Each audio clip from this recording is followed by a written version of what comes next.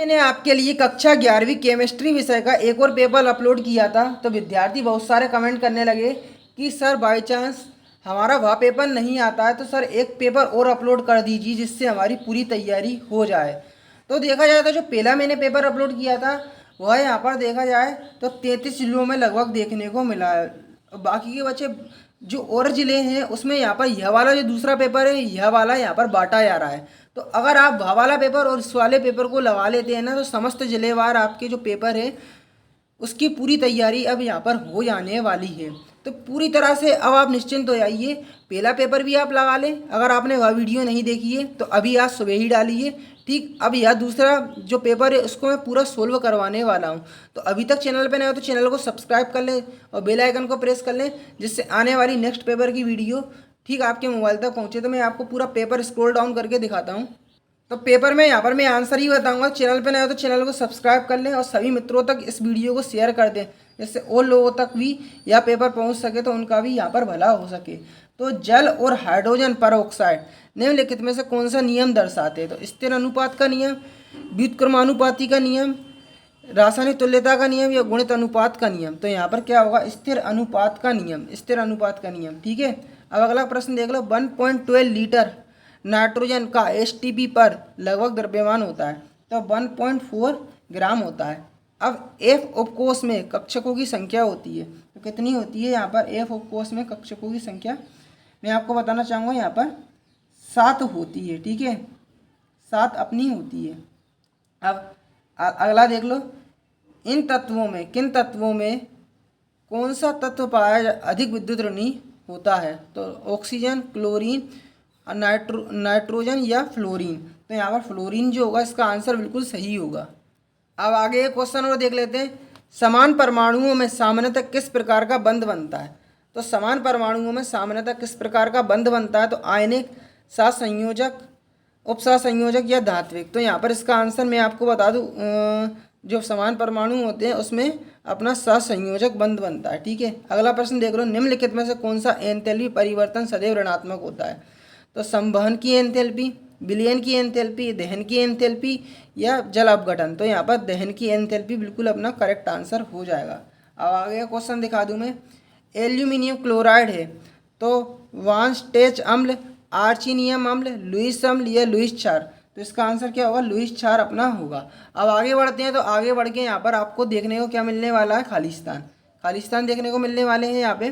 तो पूरे खालिस्तान में आपको पूरा सोल्व करवाने वाला हूँ, तो पूरी तरह से निश्चिंत हो जाइए।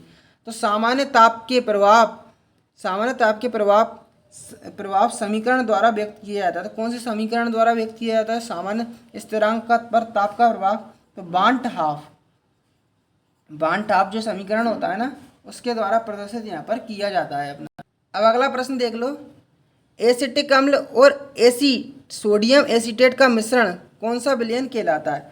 तो कौन सा विलयन कहलाता है ये मैं आपको बता दूं। अम्लीय बफर विलयन, अम्लीय बफर विलयन, अम्लीय बफर विलयन अपना कहलाता है, अम्लीय बफर विलयन कहलाता है। जो अच्छा प्रक्रम जो तापरोधी होता है वह क्या कहलाता है? तो जो प्रक्रम तापरोधी होता है ना उसको रुद्धोष्ण प्रक्रम बोलते हैं। कौन सा? रुद्धोष्ण, रुद्धोष्ण प्रक्रम कहलाता है। ठीक है, अब जल के अणु, जल के अणु में कौन सा संकरण पाया जाता है? तो सीधी सी बात है, जल के अणुओं में sp3 संकरण अपना पाया जाता है।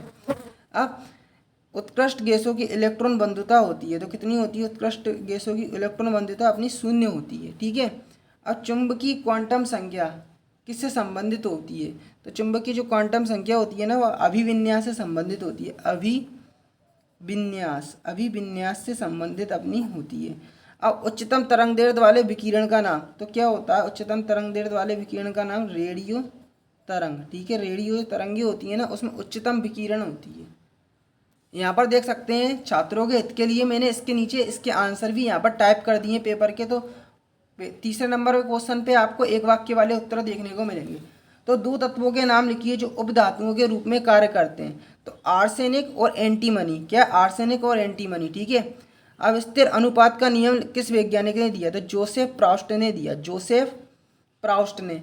डी ब्रोगली समीकरण, डी ब्रोगली समीकरण क्या है? तो लेमडा बराबर H/mb। ठीक है, अब आगे देखते हैं। तो यहाँ पर अगला क्वेश्चन है। आधुनिक आवर्त सारणी के प्रथम आवर्त में कितने तत्व होते हैं, तो कितने तत्व होते हैं, 2 तत्व अपने होते हैं। ठीक है। अब किस प्रकार के आबंध दिशात्मक होते हैं, तो सहसंयोजक जो बंध होते हैं ना वह दिशात्मक अपने होते हैं।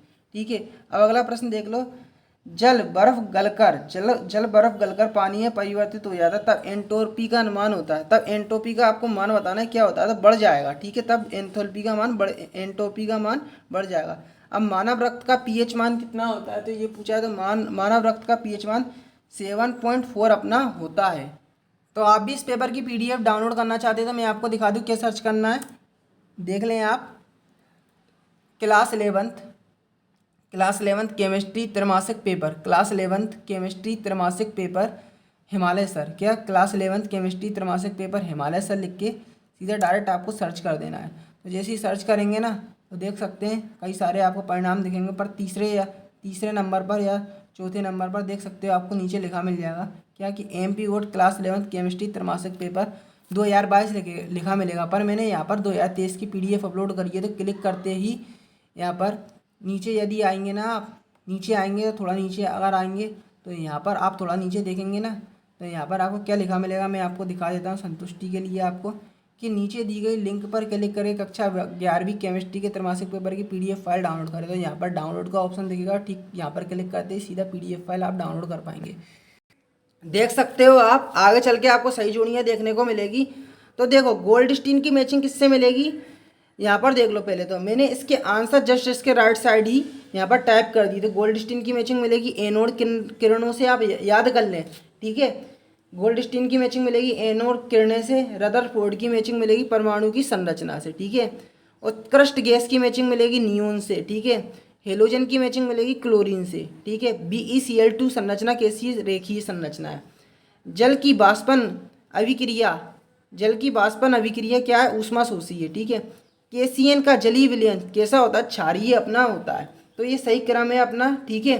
अब क्वेश्चन आंसर मैं बता देता हूँ पेपर के, देख लो। क्वेश्चन है अपना, मिश्रण और यौगिक में आपको अंतर बताना है, मिश्रण और यौगिक में अंतर बताना है।